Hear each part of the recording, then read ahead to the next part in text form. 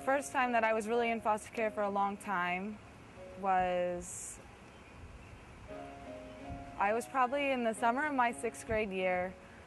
My mom, I thought, was doing really good. She owned her own business, and I thought she was finally cleaning up, and it all turned out all wrong because, and then all of a sudden, like, my mother got caught with a meth lab in our garage, and me and my sister got taken away. We got sent to a group home first, so actually it was like a shelter home.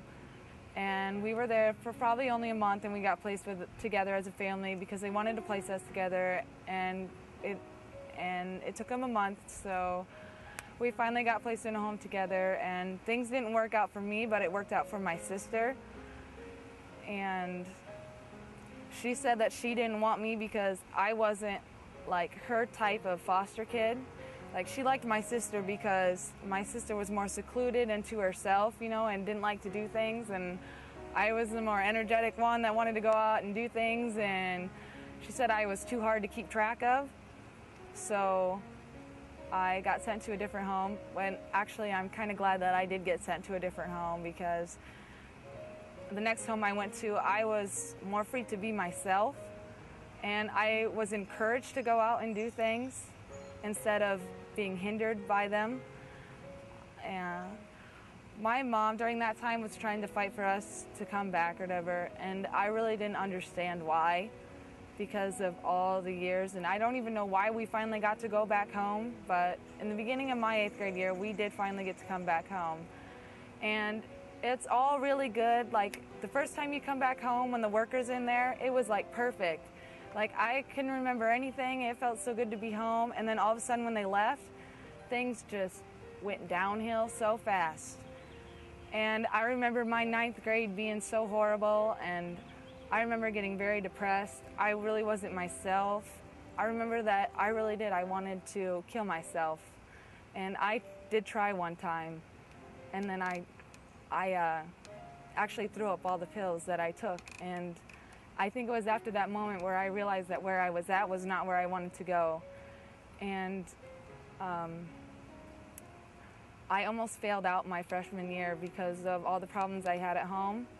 And one day I got beat really bad by my mom, and I decided that I had had enough.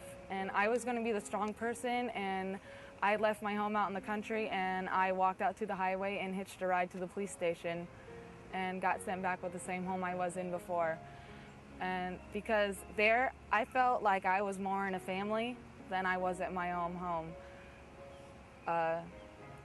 Because that, to me, like, I missed that the whole time. And when I was back in that home, I wanted to be adopted. I did. And I was told, I was about 15 at that time. I had just turned 15, probably 15 and a half. I said I wanted to get adopted, and they told me I was too old to be adopted and that nobody would want me. And I said, and that's what I asked. I said, why can't I be adopted? They never even tried because they said I was too old, even though I wanted to. Actually, it felt like they were saying that I wasn't worth their time to become adopted. Like, they didn't want to go through the court and the paperwork or terminate my mom's rights and to go through that for me, even though that I wanted it really bad. And they kept trying to reunify me with my mother, and I kept telling them, I don't want to be reunified. I left home because I don't want to be there. So after that, I think I just kind of gave up because so many were telling me, that it won't happen for me. But I think I made a better of it because when I turned my whole high school around. After that, my freshman year, I had nothing but A's and B's until my senior year, and I had maybe a 1 point, I had horrible freshman year, but I ended up graduating with a 3.4 after my freshman year. And I participated in sports, and I was in different groups or whatever. It kept myself busy, and I think that's what really, and I was supported in doing it. Like, they were like, you should really think about doing that. You need to go do that. And what was important for me in that is that My foster parents actually went to like my track meets and watched me and cheered on for me, and it felt me like my parents never did that for me. And it was like, that for me was like something a parent do. Like when they were so proud of me, like when I get done running and I win a medal and they're like, I'm so proud of you.